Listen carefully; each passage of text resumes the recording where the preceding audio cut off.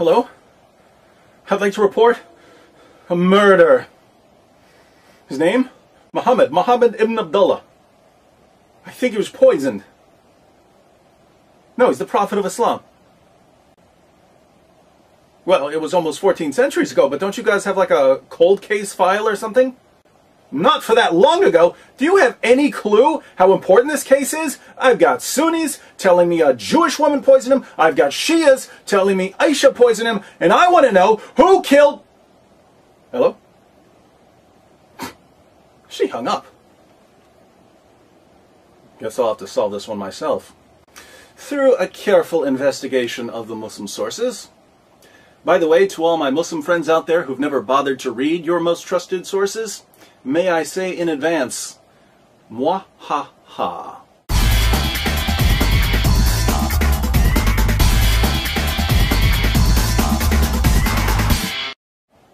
Okay, I've been through the Quran, the Hadith, and the Sirah literature, and I think I've solved the mystery of Muhammad's death. It's actually pretty straightforward.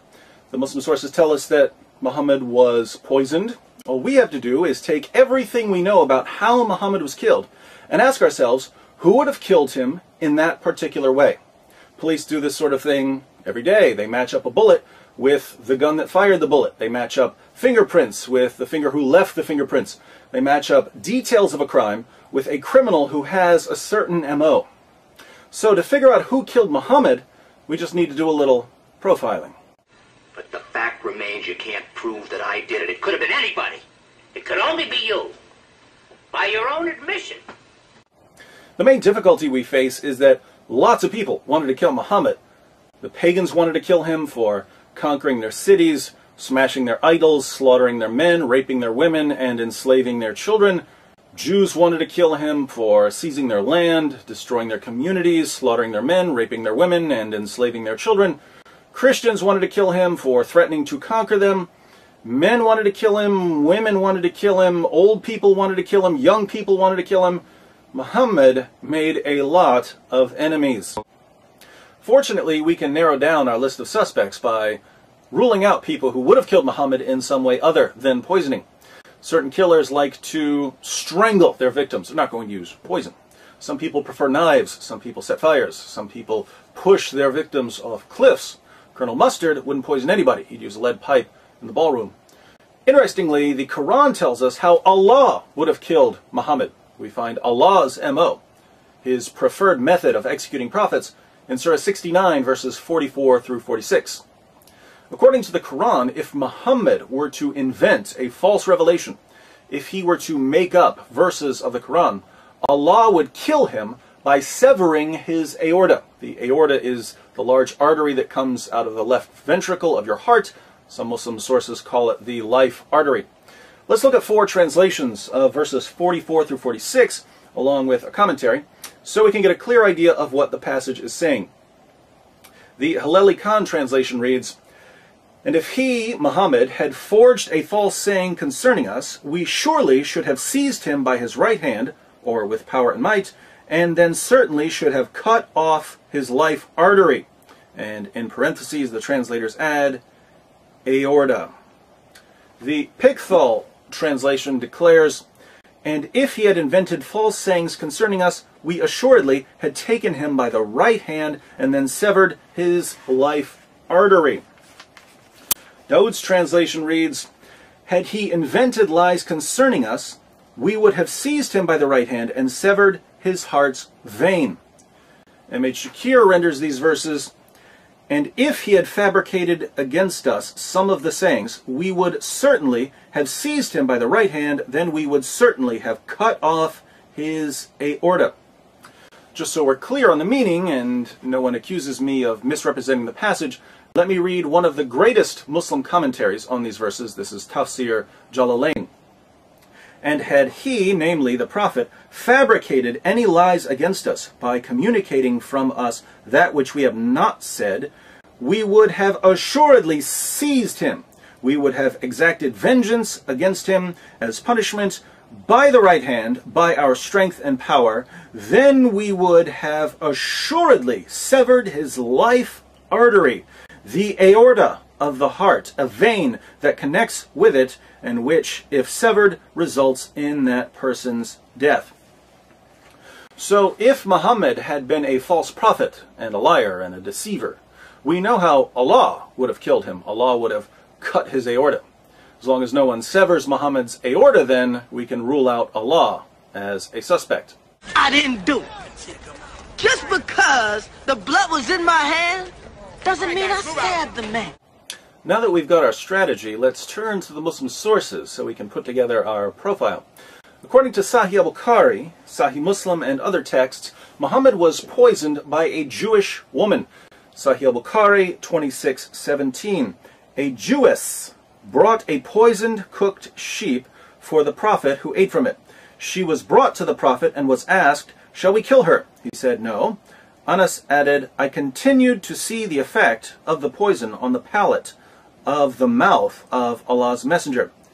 People could see the effect of the poison in Muhammad's mouth. The poison apparently disfigured his palate, making his mouth look strange. Sahih Muslim 54:30. A Jewess came to Allah's Messenger with poisoned mutton, and he took of what had been brought to him. When the effects of this poison were felt by him, he called for her and asked her about that. Whereupon she said, "I had determined to kill you." Thereupon he said, "Allah will never give you the power to do it." Muhammad tells this woman, "Allah will never allow you to kill me." I guess Muhammad didn't know Allah very well, because the poison ultimately did kill him. In case you're wondering why this woman wanted to poison Muhammad, she tells us in Ibn Sa'd. The Apostle of Allah sent for Zainab bint al-Harith, that's the woman who poisoned him, and said to her, "What induced you to do what you have done?" She replied, "You have done to my people what you have done. You have killed my father, my uncle, and my husband, so I said to myself, if you are a prophet, the foreleg will inform you. And others have said, if you are a king, we will get rid of you." The woman poisoned Muhammad because he slaughtered her family. Guess Louis Farrakhan got something right. But as a man soweth, the same shall he also reap. And that's why Jesus told Peter, sheathe your sword, because those who live by the sword will die by it. But there's a plot twist here, my friends. You see, Zainab didn't act alone. She had a co-conspirator, someone working behind the scenes, pulling the strings. Sahih al-Bukhari 44:28. The Prophet, in his ailment in which he died, used to say, "O Aisha, I still feel the pain caused by the food I ate at Khaybar, and at this time I feel as if my aorta is being cut from that poison."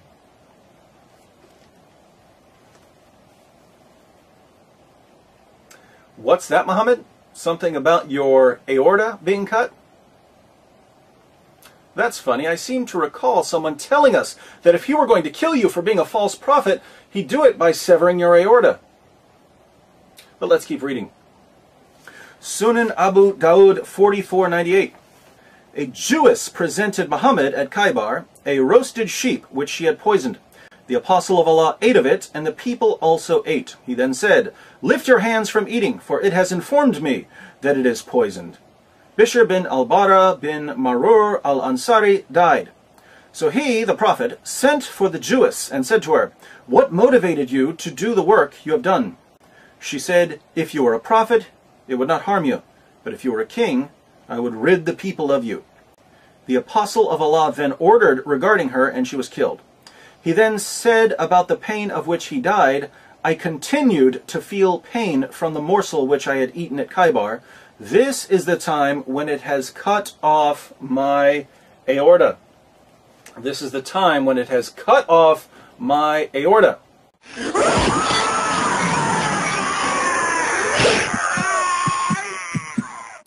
Didn't someone tell us in the Quran that he would kill Muhammad by cutting his aorta?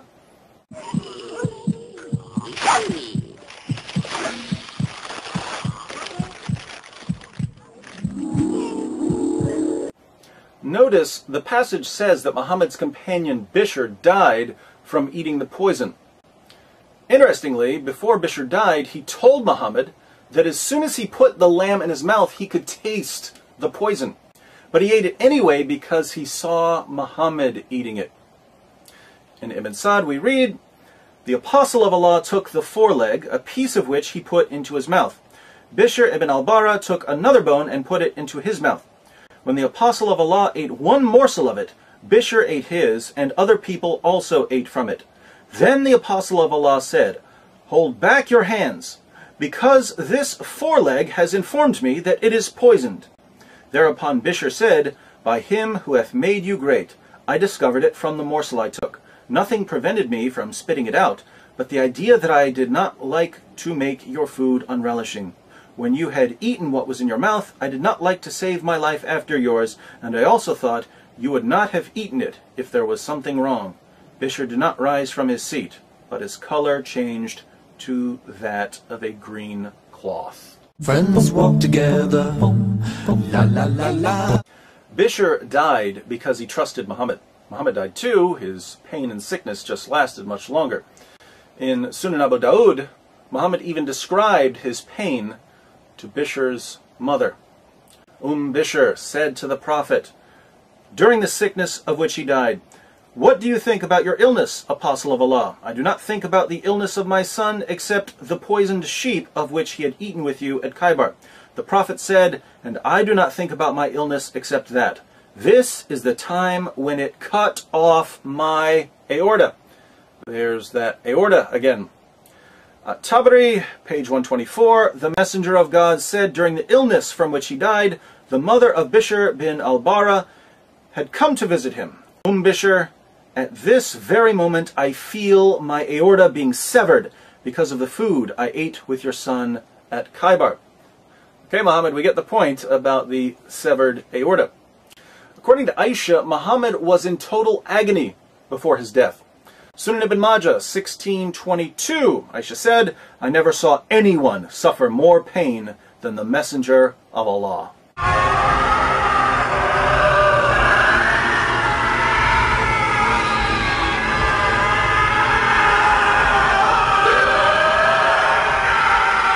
In the end, Muhammad couldn't even walk on his own.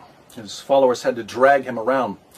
Sahih al-Bukhari 2588, Aisha said, "When the Prophet became sick and his condition became serious, he requested his wives to allow him to be treated in my house, and they allowed him. He came out leaning on two men while his feet were dragging on the ground."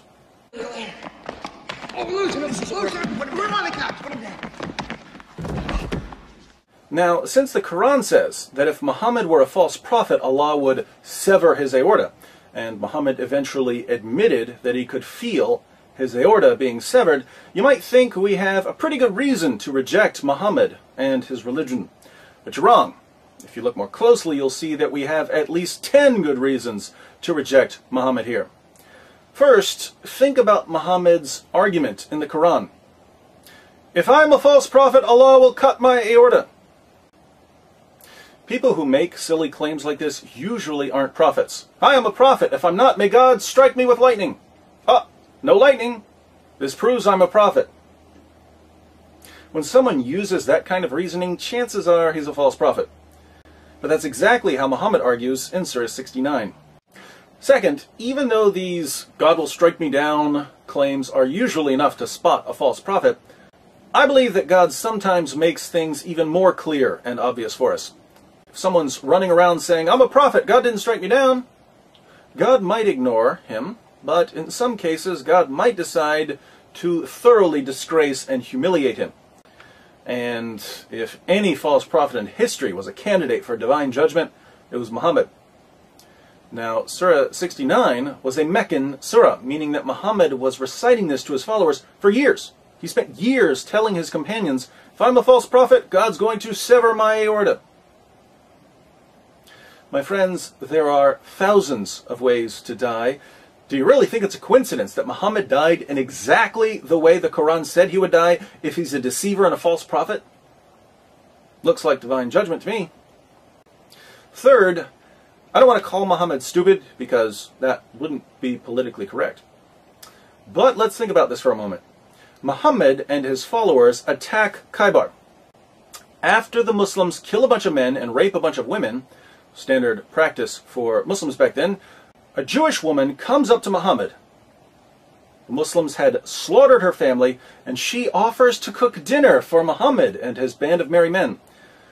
And Muhammad accepts her offer. "Sure, I love lamb. So nice of you to cook dinner for us after we butchered your father and your husband."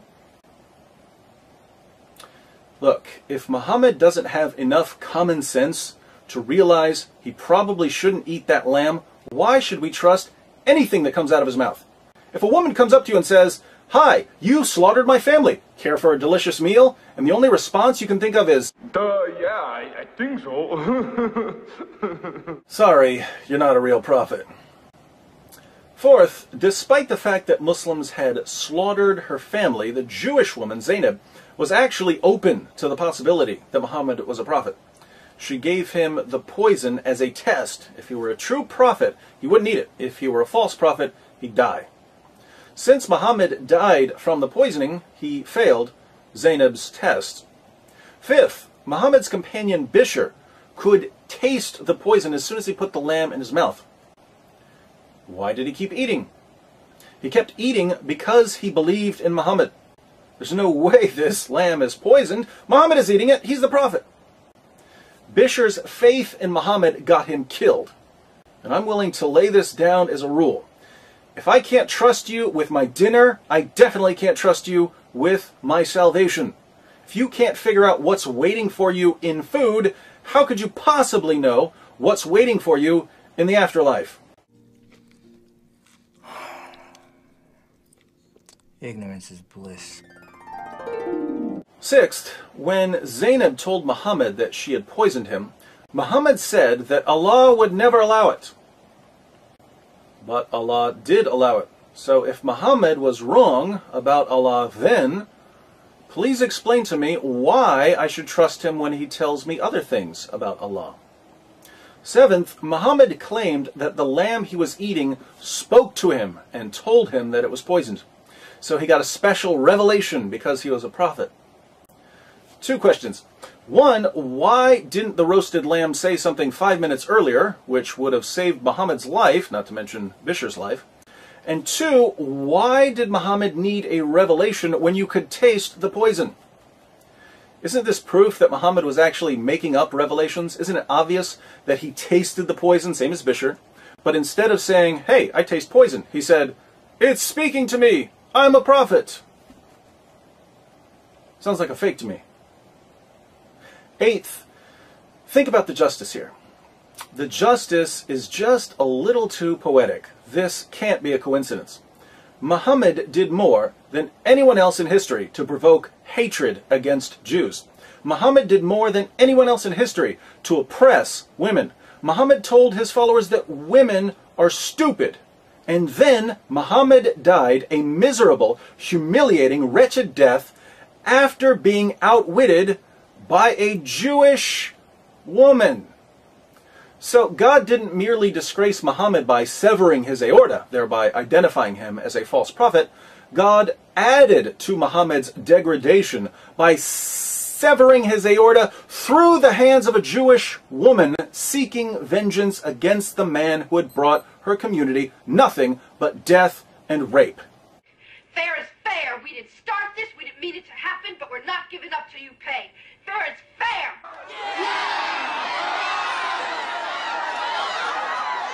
Ninth, according to the Quran, when the Jews tried to kill Jesus, Allah intervened and rescued him. This is Surah 4, 157 to 158. Allah took Jesus safely to paradise. He wouldn't give anyone the victory over Jesus. But when a group of Jews wanted to kill Muhammad, what happened? Allah sits back and watches as a woman poisons his prophet, and he does nothing as his prophet dies a humiliating death. Why does Allah protect Jesus from harm, zips him straight to paradise? Then when he turns around and sees Muhammad wallowing in freakish misery, Allah doesn't lift a finger to help him. Sounds like Allah was showing a little favoritism. Don't mess with Jesus, Allah won't let you. But go ahead and feed Muhammad some rat poison, Allah doesn't care.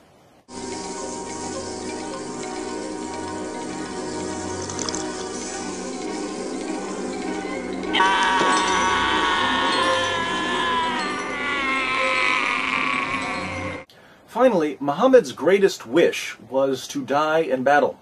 Sahih al-Bukhari 2797. The Prophet said, "By him in whose hands my soul is, I would love to be martyred in Allah's cause and then come back to life and then get martyred and then come back to life again and then get martyred and then come back to life again and then get martyred." If you read the Muslim sources, you know that every time Muhammad wants something, Allah gives him a special revelation granting him what he desires. Muhammad wants to have sex with Aisha, Allah gives him a revelation. Muhammad wants more than 4 wives, Allah gives him a revelation. Muhammad wants to marry the divorced wife of his own adopted son, Allah gives him a revelation. Allah's got nothing to do but sit around all day making Muhammad's dreams come true. Well, I've read about genies, but I never thought they really... It's like something out of the Arabian Nights. Muhammad's ultimate wish was to die in battle. It was his greatest desire. But instead of letting Muhammad die while fighting the Jews, Allah lets him die a disgraceful death in utter agony at the hands of a Jewish woman. Death by leg of lamb. After spending more than 2 decades granting Muhammad anything he wanted, Allah suddenly decides not to give Muhammad what he wanted most. It seems Allah had a change of heart. Putting all of this together, we found at least 10 reasons to reject Islam just by examining Muhammad's death. If we look at how he lived, of course, we have another 1 trillion or so reasons to conclude that he's a false prophet. What I find most interesting, though, is that Muslims will be upset with me for making this video. They'll complain about the movie clips I use. They'll complain about the things I've said. David, how dare you put up a Weekend at Bernie's clip to illustrate what we read in Bukhari? But let me be perfectly clear. Nothing I've said about Muhammad comes anywhere near what God said about Muhammad. I'll go a step further. If you take everything that people have ever said or done to insult Muhammad, Salman Rushdie's satanic verses, the Danish cartoons, people burning the Quran, if you take everything critical of Muhammad and roll it up into one big ball, that's nothing compared to the way that God insulted and condemned Muhammad. There's no comparison between some guy drawing a picture of Muhammad and God severing his aorta to humiliate him. God is the ultimate critic of Muhammad. So what are you going to do, my Muslim friends? Are you going to run around calling God an Islamophobic bigot because he insulted Muhammad? Or are you going to accept correction from the Almighty? Islam means submission. You Muslims think it refers to submission to God. But God's already given his answer. He commands you to reject Muhammad. If you continue believing in Muhammad, what you're really saying is, God can't make me stop believing in Muhammad. I don't care what God says. I'll believe Muhammad anyway. But in that case, Islam isn't submission to God. It's submission to Muhammad. If you care more about Muhammad than you care about God, you guys are living in Shirk Central.